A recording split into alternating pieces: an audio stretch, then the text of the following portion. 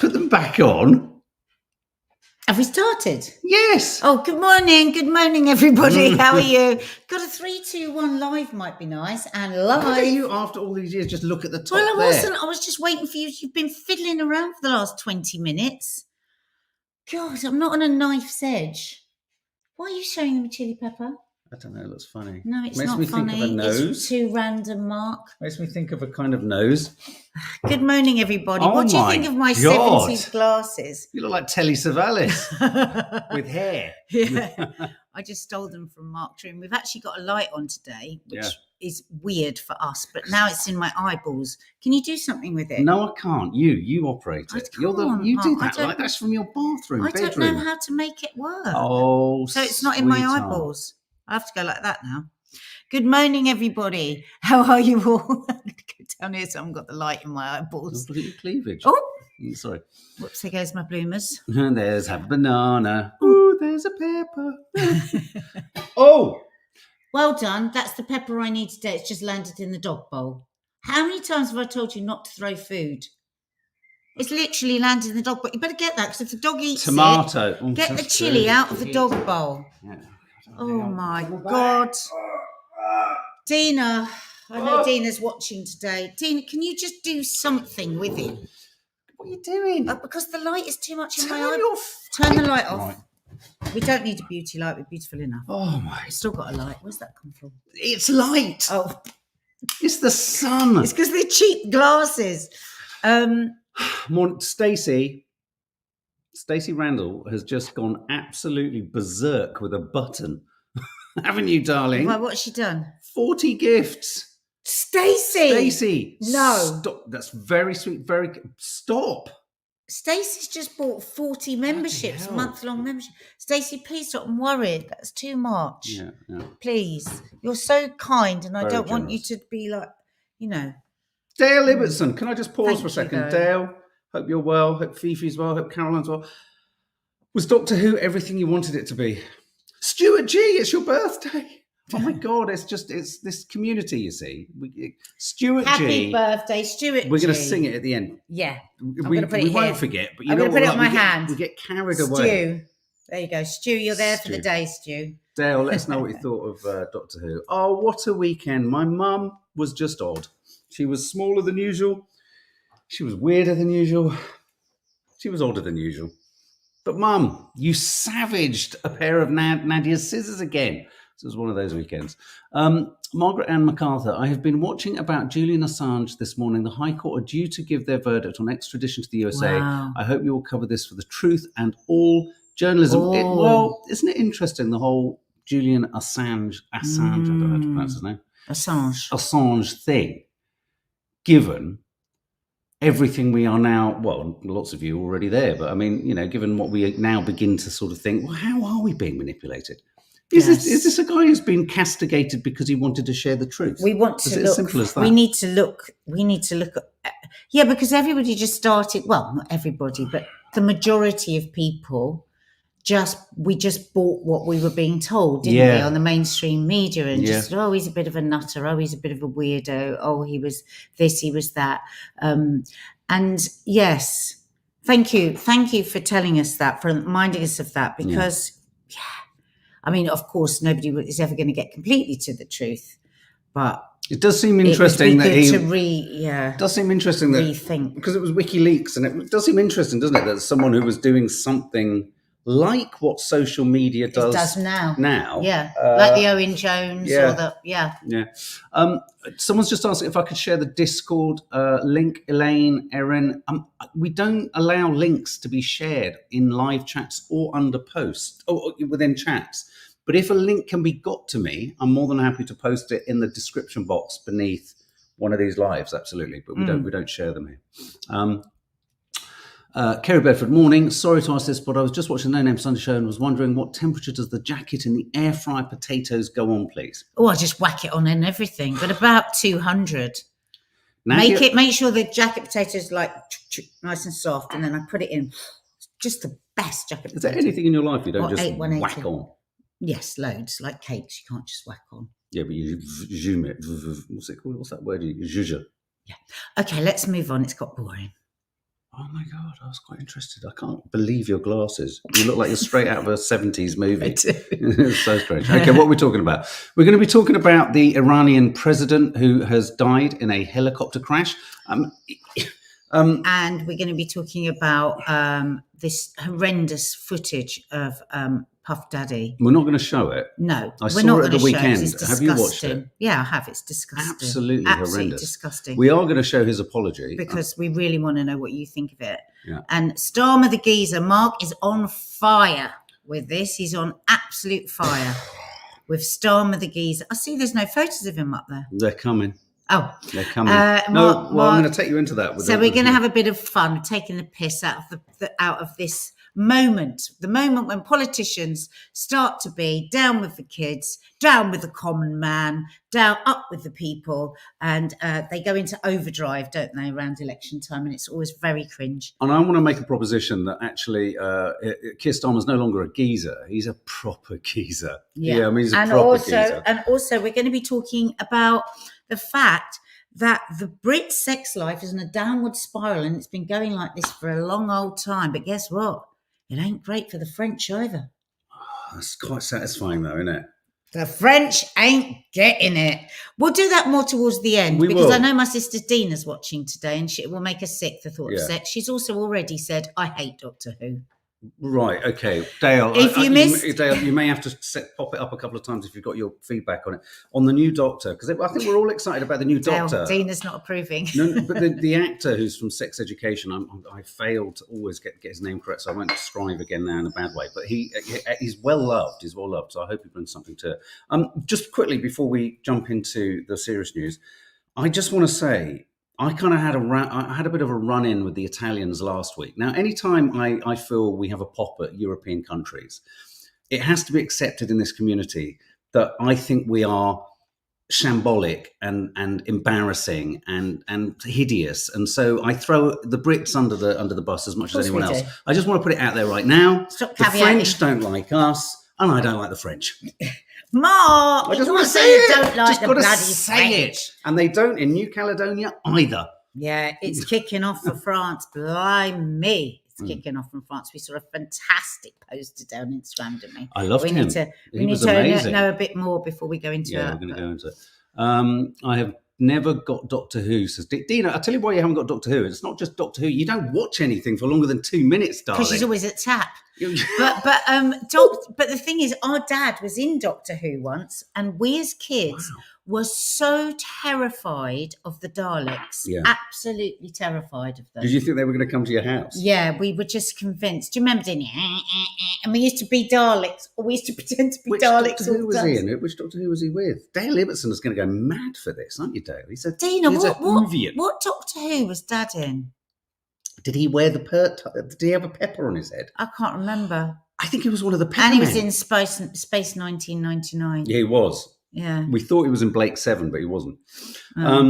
Space 1999. Dina, we shat ourselves at the cardboard Daleks. I know she was just saying that as I was saying. We were terrified of them. I thought you shat yourself on the curly cooks the other day. It's never left her, that fear. So that's why she's against Doctor Who. Yeah. Don't miss Saturday's curly cooks.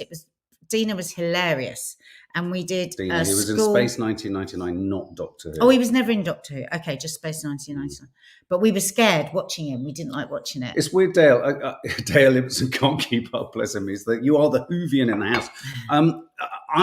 I'm going to be honest. My favourite Doctor Who was Tom Baker, and more recent years. And then I think I liked David Tennant. But I didn't see enough of it. So do you remember once when we saw him in John Lewis Haberdashery Department? Yes, It was the same sort of time that he was doing Doctor Who. He's full of electric energy. And he so inhabited the character. He had a long scarf on. He was literally like this.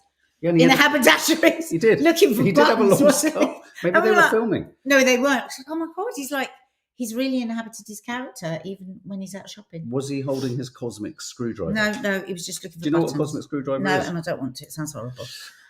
Okay. Well, let's talk seriously just for a minute. Let's talk about the president of Iran. This happened last night, and this is big news. Even he, as Danny fucking Price on Instagram describes him, his nickname is the Butcher of Tehran. He's not just a particularly pleasant man. He has overseen the most appalling. So Ibrahim raised. How would you pronounce that? Acts of violence. Him and the foreign minister have gone down in a helicopter. It was a long sort of process of them trying to find out what actually happened last night. It's bad weather, it's fog. I mean, there was lots on Twitter and everything last night trying to make something of, could this be Israeli? I think much was made of the fact that an Israeli news service reported the fact that he was dead first, so people were reading into that. It doesn't look like there's any untoward kind of action that's happened here. But what it does, it was a blizzard, wasn't it? And it went in, and the helicopter went into a mountain, and because of the poor weather, it took a long time for them to get there. Sorry, just to correct myself, sonic screwdriver. Thanks, May Edmund. So there's no sort of, nebulous kind of odd kind of, suspicious circumstances here necessarily. But what is worrying is, of course, any vacuum that is created in any country, although there is someone who's going to replace him, the questions start to develop as to who's coming in next. What does this mean for global politics, for the people of Iran? The new guy I think the guy who steps in his stead is the man who's Mr. Atomic. He's the man who was originally sanctioned he's big on atomic, on the whole nuclear sort of, mission for Iran. So it might not necessarily mean too much, but it's big news. And of course, and many people out in the streets in Iran celebrating those that have lost limbs, those that have lost eyes. That's what the report was on BBC. Out celebrating, because he oversaw, thousands of executions and he was part of that whole revolution. There was sort of revolution that was sort of started by the tragic death of that woman. I think another 500 women in various protests were killed, tortured, and sentenced to death. Amini. I think one of the things I do want to say about this, because it's easy within the whole debate around Israel, Hamas, Hezbollah, the whole nature of that area, the Middle East. It's easy to get into a kind of one side. If you are, say, if you're supportive of the Palestinian people, everyone says you're supportive of Hamas. Not true.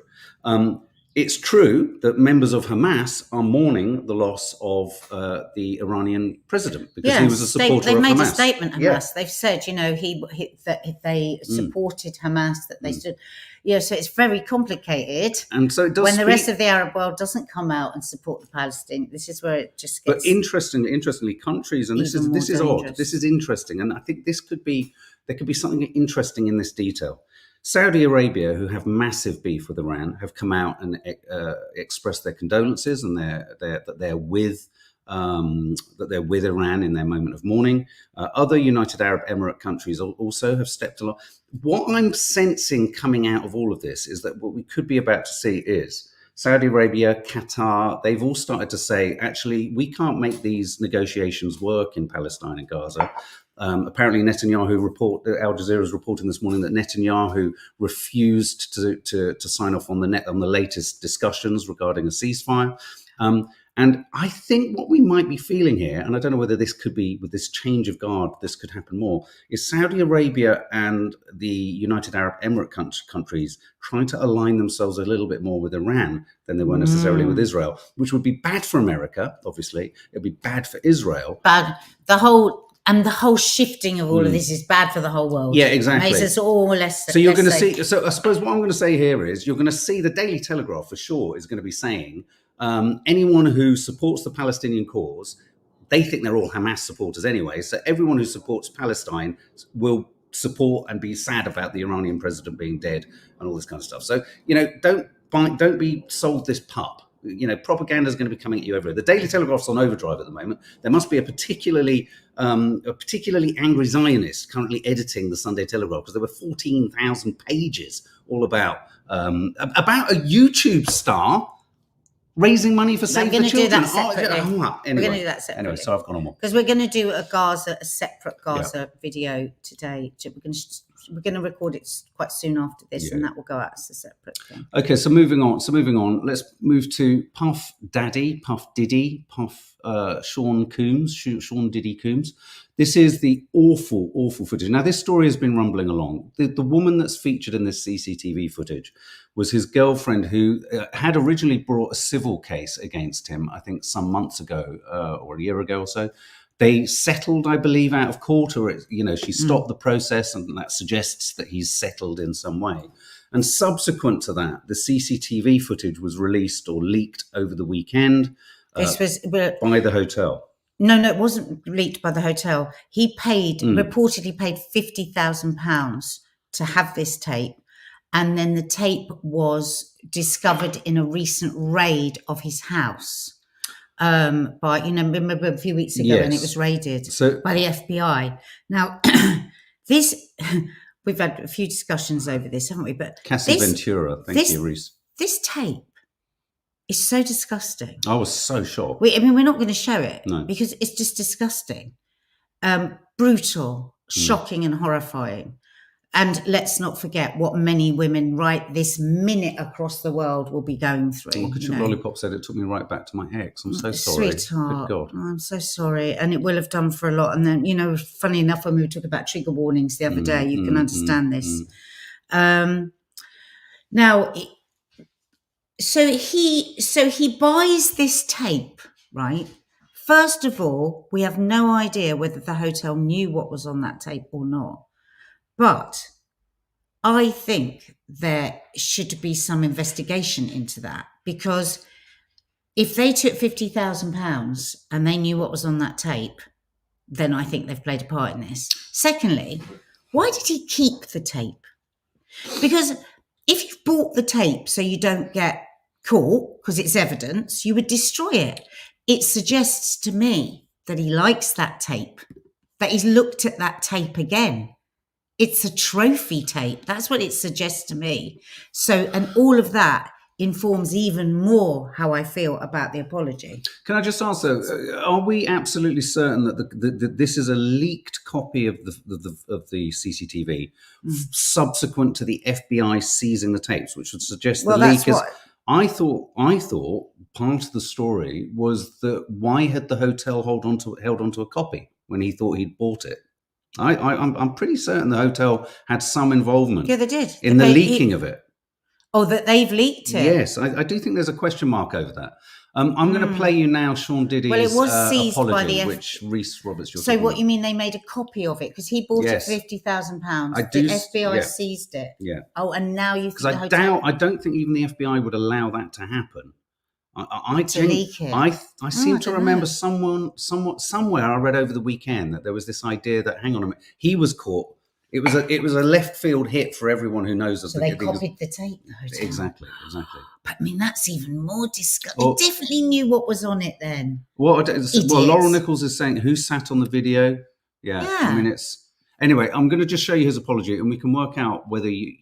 Here we go. Cool to reflect on the darkest times in your life. But sometimes you got to do that. I was fucked up. I mean, I hit rock bottom, but I make no excuses. My behavior on that video is inexcusable. I take full responsibility for my actions in that video. I'm disgusted. I was disgusted then when I did it. I'm disgusted now. I went and I sought out professional help. I had to go into therapy. Going to rehab. Had to ask God for his mercy and grace.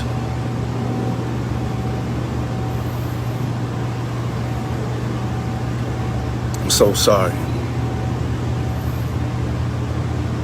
But I'm committed to be a better man each and every day. I'm not asking for forgiveness. I'm truly sorry. First of all, he's definitely asking for forgiveness. What do you think, guys? What do you think? Mark, what do you think? I'll read some of the comments. The other thing about that apology. He says, "I went into rehab. I went into therapy." Well, we've seen footage and we know that he drinks, and so clearly none of this stuff is. I just felt like he trotted out all the kind of cornerstones of any kind of rock bottom, dark place. I'm not asking for forgiveness. I'm confessional. He's made it up with God. Now the thing is, you might be surprised about what I'm going to say here, guys. I do believe that somebody could be violent towards a woman like that, and yes, he did, Shazia. Through intense hard work, you can change that behaviour and you can apologise and you can make amends. I'm not from the school of thought, God, if you've done that, there is no way you could ever, make proper amends because, you're an evil son of a bitch. I believe that people can work on their behaviours, and I believe in forgiveness, and I believe in heartfelt apologies, and I believe in giving people another chance. But what else have we seen to back this up? Because I think to validate her feelings publicly would have been a big part of making amends, and say, you know what, I did pay her round the back door. I've done this work and I think it's really important that she's validated. I would like to donate some of my money to other people that might have had experiences when they were children that they then didn't understand themselves and had anger issues and beat up the women. But I haven't seen anything like that. What do you think? Right, do you think you can make amends for that sort of behaviour ever? Of course. I mean, I think everyone has the capacity for rehabilitation. And I think, but it's rather than saying it, I just want to keep this up just for a moment, this comment. Rather than saying it, it's about the action, isn't it? I do think there's a bit of a legal loophole here for him because, as someone just said, Jola, he's sorry he got caught, not about what he's done. But here's the thing. Going back to what you said, maybe he could have, we don't know. In the out of court settlement with her, he may well have apologized. He may well have said all of these things.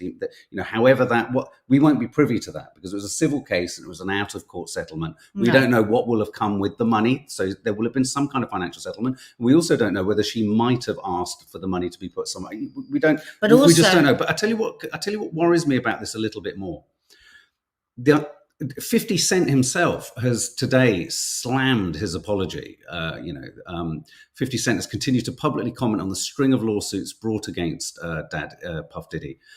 He's got, particular beef. And I think, isn't there the suggestion that there's something that could have happened between the two of them years ago? Yeah. But the thing that I'm wondering, and I wonder whether 50 Cent is kind of pointing towards this. Do you remember when someone said, when the FBI comes to your gaff to get your stuff, they're either coming to do you or to hide stuff. Yeah. And my sense of this is that if the FBI haven't leaked this and this has been this has slipped out, could all of this, with this incredibly insincere apology, which in itself admits culpability, does that not impact a previous even civil case that you've settled? So if the case was brought again, could she then win because we now have a confession and we have footage and we have material?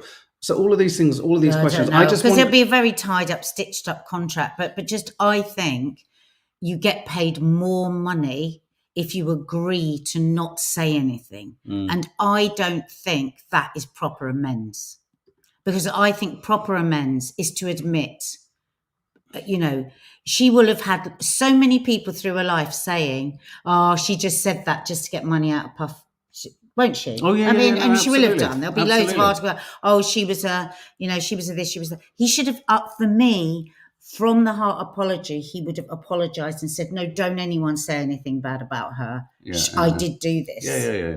He's beat up many women, says Reese, threatened them, extorted them, tried to blow up Kid Cudi's car for flirting with Cassie, attacked his son's gym teacher with a dumbbell. Ruthless, unfair businessman. Has that all been proven, though, Reese? I mean, these accusations. I mean, I mean, there's so much that goes around about him, doesn't it? But this is something that we've got like hard evidence. Yeah. Like you cannot. There's so many stories about him that I've just become so suspicious. I've got so suspicious of the news flow on virtually everything. The first thing I think now is, what is the narrative here? Why are we being Why are we being fed this? Why has he come out at this point when so much other stuff has come out? The FBI moment. But because we've seen the video. No, of course. But I can't. Part of me wonders whether he's been encouraged not just by his own lawyers, but lawyers somewhere else to say, get on top of this, get ahead of this, apologise for this because we don't want any more to come out. I feel very strongly about the hotel because I think that, so often when, appalling things happen when good men and women stand by and say nothing and say nothing. I mean, how many women scream for help and people just walk past? I watched one of these, there's this Instagram account that does these social experiments. and a bit like candid camera, like in the old days that they used to do for fun. And there was this guy runs up, gets this little 6-year-old boy, puts his hand over his mouth and picks him up and runs down an alley. Oh, I saw and that. one person after another looks at it and then carries on walking. Apart from one woman in the end. Yeah, one young woman who runs straight away, runs down the alley. And I think that, I was really struck by how awful I thought that was. Are we just supposed to forgive and forget because God's forgiven him? Sorry, controlling men don't change, in my opinion. There we go. Well, I don't think you can change people, but I do think, Zoe, I've seen some amazing work that groups do with men, because often you've come from violence, if you can be violent like that. If you've grown up seeing it and it's the norm, it's as normal for me to want to hug somebody as it might be for somebody to want to hit somebody that's grown up with it. Now, I'm not making excuses, but what I'm saying is, if you can really commit to those groups, those amazing groups that work there, and really commit to anger management, some people manage to change their behaviours. And I think there should always be room to forgive a person that's truly put the work in.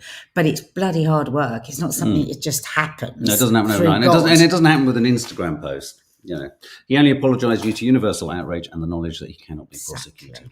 And when he sits there and says, I'm not asking for forgiveness. Yes, you are. You're totally asking for forgiveness because you're really worried about how this is going to affect everything in your life. Okay. Why am I popping this up? Don't believe you, matey flip. Moving on. Why am I popping this up? Now, where your mind is at the moment, is Keir trying to prove that he's a man that likes a curry after football? It's Keir's favourite curry. Is it? A salmon? Tandoori salmon. He likes a tandoori salmon at Keir. Oh, he's a geezer. He's a geezer. Guys, Mark's obsessed with this at the moment. I saw a photo of him sat alongside the guys on Sunday. Is that what it is called? Something for the weekend. Oh, whatever. And there were, two guys. Yeah, all right, guys. Lovely guys. Fair enough. They are what they are. Between something for the weekend and Sunday brunch? I don't know. It used to be the same show, didn't it? Is it the same show? I think they changed the name. Oh, that's okay. Do you remember we gave them that name? We did. Sunday, so there he is, geezer. Oh, geezer. We know so well that fucking Keir Starmer supports Arsenal. What an arsehole. I'm a Tottenham fan, so there you go. He's a geezer. He's a boy. He's a geezer. So he goes on this show and he talks about several things. He talks about he loves a tandoori salmon. Yeah, love that. Listens to Craig Charles, funk and R&B. Oh God. Because he's a proper geezer. Oh God! But thank you, Victoria Moore. Put up Victoria Moore. I don't know many geezers who have a salmon toast. No. Yeah, so that's what I mean. They do it so badly, don't they? When they're trying to get down with the people, you've hit the nail on the head, Victoria. You've hit the nail on the head. You've hit the nail on the head because it would normally just be a Vindaloo, but this is Keir because he wants to be a geezer, but he doesn't want to be too much of a geezer. So because he doesn't want to lose his people that don't like geezers. He's got to keep the Islington geezers. So it's got to be salmon. It's got to be tandoori because for brain health. And he's looking after his brain. And tandoori is, if I'm right, tandoori is a different way of cooking the chicken, isn't it? It's a little bit more sophisticated, isn't it? You've got to do something about the fact that he sounds just like David Beckham. I wonder if he used to, because David Beckham's had proper training now. Yeah. So he needs to use his voice coach. No. So he loves a tandoori and he loves Craig Charles. Got my six pieces of programming to change the country. Listen to Craig Charles. Anyway, so he appeared on the show. I literally wanted to hurl my guts up all over the place because I thought, fuck off, you politicians, wanking away on television, trying to pretend you're one of the people, turning up on loose women. Fuck off. It's a joke. It's an absolute joke. But I just thought, well, let's have another little look at here's Keir. Oh, no, look, this is Matt Hancock. Oh, God. Do you remember when Cock in his hand was trying to be down with the people? So, and football always seems to be the way with these guys, that he can't kick it. Oh, please. So no. Let's just take just a single moment. Head. He can't get off his head. It's stuck. But they've always got the tie on. Yeah. Oh, God. Yeah, there he goes. Geezer. Oh, Tony. He goes for the tracksuit. I think that was wise. And I think of all of them, he's the most... But look at his face. I know. Wow, really going. He's a geezer. Do you remember when he pulverised that young boy? in that rugby match. When he played rugby and he completely flattened the boy. There you go. Obviously, because obviously he was a bit of a star at Eton with his sports, wasn't he? Yeah. And he just tried to maintain that with us. Now here's Keir. Oh no. Keir, where's that ball? No, Where's that ball? No, Mark is scared of it hitting his head. He's scared of it. Because it really hurts when a football hits you. Yeah, it's scared. I wish it hit him harder. He's out of breath here. He needs water. Turn the taps on. He's desperate for a drink here. Needs some water. God, imagine what that's like here. Oh, get away from me. Owie. Owie on my elbow. So this is him now saying to his assistants, don't put me on any of those big politician shows. Put me on the shows where they ask me about football. Did Margaret Thatcher ever do anything to try and be down with the people? I hated Margaret Thatcher, but one thing did you never like hit a croquet ball? No, she went the opposite. She drove a tank. Oh, that's it. She did do something. She was in a tank. She drove a tank. So there's Keir. Oh, there goes my bloomers. Yeah, there he goes. Look, really thinking about it. Look at that. Look at the posture on the wrist and the arm. He hasn't got his sponsored by Israel marker on his T-shirt, which actually breaks FIFA regulations. So there you go. But yeah, proper geezers, man. So I just find them being, and the piece, there's a piece in The Guardian actually talking about how he's trying to curry favour with, the population and everything like that. I found his Craig Charles tandoori salmon geezer football guy chit-chat nonsense unforgivably. I literally just want to, I don't know, I want to get a sausage roll and shove it in his face. We don't see any of this at any other time, and then they just suddenly pull it all out of that. Does anybody fall for this? Yeah. Does anybody fall for this? No, Nix, I know he plays football, but I don't care. Stop telling us you're such a geezer. We don't want to. It bears no relation to what we want to know about what he's going to do with the country. He told us more about the England strip and the St. George's Cross being changed than he's told us about anything else. So maybe he should just go and watch football. Just go and watch football. It's if he happens to be packed playing football, fair enough. But when they're just using it, and like you say, so much conversation about it recently, it's shut up. Yeah, absolutely. Get on with what we need to know. Zoe distills everything down to just 3 essential words. Mr. Geezer Knobhead. Tandoori salmon. Yeah, I was feeling unwell this morning, says May Edmondson. Now I feel even more unwell. We're going to get a lot more of this. Tandoori salmon. We're going to get a lot more of this. I did find somewhere there was, did I have it here? There was an image. Do you remember this? Oh, no, I haven't got it. There was an image of, do you remember Ed Miliband when he had the kind of sausage bacon butty? Roll. No, don't you see, that was not fair. No, I know. He was just eating. He wasn't trying to be anything. Yeah. Oh, there we go. Look, like Laurel Nichols. What about the Labour guy eating the bacon so on? Yeah. Who was it that tripped up? Neil Kinnock. Ed Miliband. No. Ed Miliband tripped up the steps. Yeah. Neil Kinnock fell over on the beach. But that wasn't his. That I don't mind, because that's just like. They say that lost him the election, don't they? They do. Yeah. Plenty of people like Pishy on loose. What's her name? The sign fell down behind her. Oh, don't. Poor old Theresa May dancing. One of the geezer. Don't dance. Geezer bird. Don't dance, politicians. So watching these politicians who've come from such a sort of niche world where all they hear is just stuff in Westminster that bears zero relationship to the real world. And now this is them trying to connect with real people. So I love that. You're right. He's gone towards the curry as an idea of the people. But I'm going to keep it a little bit Islington Tarquin. Yeah. Let's keep appealing to the Ruperts, Keir. Rupert needs to... What does Rupert eat? Tandoori salmon. Tandoori bloody salmon.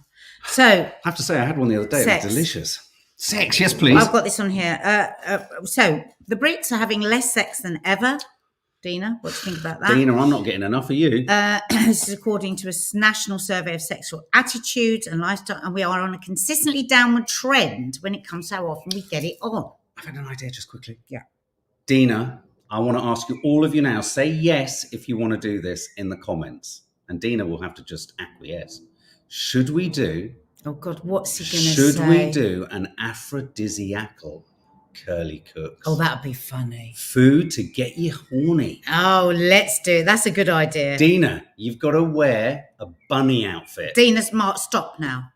Yes. So even the famously frisky French are no longer as amorous as they once were. So the French Institute of Public Opinion has revealed the number of adults who'd had sex in the past 12 months as its lowest level for 50 years. This is meaningful. What's more meaningful is everyone has said yes, and Dina said, I'm off. Everyone has said yes, Dina. So what's the answer? Little blue pills, adult toys, banning the smartphone from the bedroom. Maybe all of those things, but... Strawberries. Here we go again. Diet. Ah. The gut. Now, how many times do we talk about the Brits and our diet? Whether we're talking about our behaviour, kids' behaviours in the classroom, whether we're talking about low energy. What was that article a few months ago saying Stuart, that we won't forget. our intellect is just dropping year by year because of the amount of processed foods, ultra processed foods we're feeding our children. Yes. There's been lots of this going around, but it is also affecting our libido. Well, of course it is. What is libido? Libido is tied to energy, testosterone, hormones. And if we're not eating the right foods, then we're not getting the right hormones. We're not getting the right energy. Oh, God. I think they should call hormones hormones. So, and guess what? What do we say? From the gut comes everything, even your sex drive. Which so is if why you're not looking after your gut, you're not going to be up for it. Which is why they say no guts, no garters. Yes, that is why they don't say no guts, no garters. So, do you want to know some of the things you've got to eat? Yes, please. I'm going to eat lots of them. An unhealthy gut will lead to a serious passion killer. Like, it will affect your libido massively. So maybe you're a menopausal woman who cannot take HRT, right? So really kick in your food to try and help. Does that mean that the reason Dina was so jealous of my Zoe app results and how my gut is one of the most sensational places on the planet, apparently has some of the most rarefied kind of microbiomes? Is that because Dina's jealous of that? Because she wants to feel I'm just ignoring him, Dina, don't worry. Okay. If anyone's new here, Dina is my sister who lives next door but is joining us here. And she hates men and sex. Yeah. Just saying it. So the two main hormones for sexual desire, estrogen and testosterone. And you can... Brilliant things. You can boost these things with the food that you eat. Okay. So our gut bacteria, our microbiome, is what regulates those hormones. So again, our intelligence, our energy, our beauty, our brain power, our suppression of disease all comes from the gut. So eat mindfully, slow down, chew, so your gut can actually process. Because you could be eating something that's really, really good for you, but you chew it a couple of times and swallow it, and then your gut can't absorb the goodness. Sorry, swallow what? Yeah. Prebiotic food, so things like asparagus, bananas, apples, oats, berries, beans, green vegetables, all the stuff we already know and we talk about often on here. Vary your diet and include at least 30 plants a week. Is there like one killer veg that if you eat it, you're going to be up for it?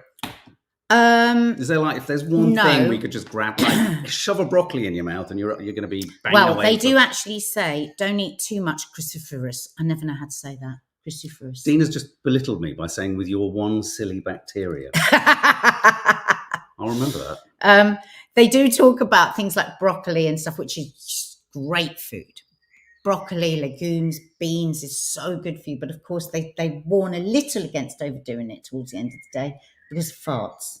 Because then you might have the energy, but you've put everyone off with your wind. Are they called legumes or legumes? Legumes. And they do give you beans and pulses give you... I mean, the thing about most hippies...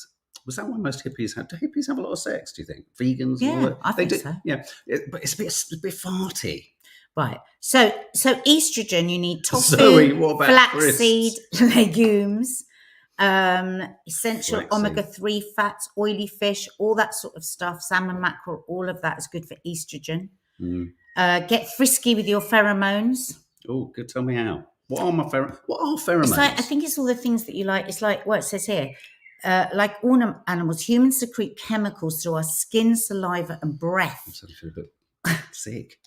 Many believe, though it hasn't been scientifically proven, that these pheromones or love chemicals help to make us more desirable to our mate. Has anyone ever farted? I do whilst having believe that sex? because you could really fancy someone, then you could have a sniff of them and go right off them. Yes, thank God you didn't with me. That was so important. And it goes on. Has anyone ever farted whilst having sex? Has that ever happened to you? I mean, because I imagine, it must be a real mood killer, mustn't it? Right, he's gone too far now. No, anyway. So I'm not going to talk about this anymore. No. But it clearly, so eating all the right things, it's about not eating too much, isn't it? Avoid things like coffee. Right. Because the stimulant raises level of cortisol, and that can make it more difficult to relax and obviously to have better libido. You've got to be able to try. Right. Fizzy and diet drinks, too much cruciferous vegetables.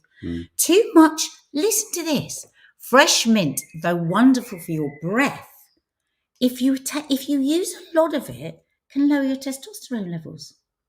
If you use a lot of So mint, if you've mint. got a fella that's wanting a bit too much, start making a lot of fresh mint tea. Make mint tea. That's why Dina's always putting That'll mint in keep everything. him quiet, and then also make him a lot of gin and tonics, because quinine is supposedly in the tonic suppresses testosterone. Edward Bevington, I just want to share this because it appeals to my childish humour. He says his missus sneezed once and he nearly flew across the room. Oh, how lovely.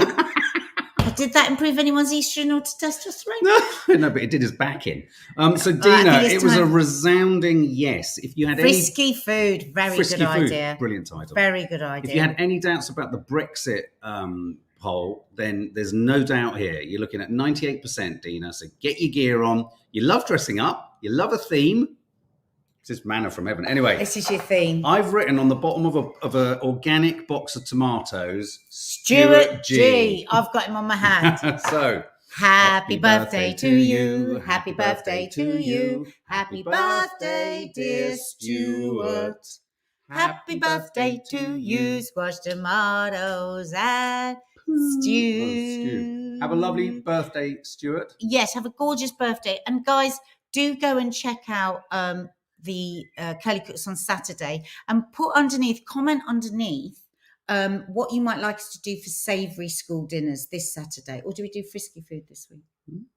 And please check out Lee Peart's last episode of On the Piece, landed on Friday. It's going to come back. We're going to be doing it in other places. So, but go and check it out. It's fun. It's silly. He's so entertaining. It's so entertaining. It's like my sort of guilty pleasure is Graham Norton. And with Lee, I feel like you've got Graham Norton, but funnier, friskier, and in a real life situation, which is just fantastic. And also, I was talking to Lee yesterday, and we thought it'd be really funny if Lee were to read out some comments. So we're going to do a big bowl of comments. He's going to sit in a big chair and he's going to read your comments. Big leather chair. So a big, well, we haven't got a leather chair. Well, no, we should take him to that's what he said. He wants a Chesterton chair. He said exactly Chesterfield chair. And a pipe. And a daiquiri. We've got to do it. So go and watch the whole series and leave comments underneath all the different episodes. They're so much fun. And then hopefully your comment will be read out. So, and just so give some real analysis. Think of the things that you would love Lee to say. Nadia, avoid things like coffee. Mark, silent, moves on to next comment. And on that note, we'll end. Just going to go make myself another coffee.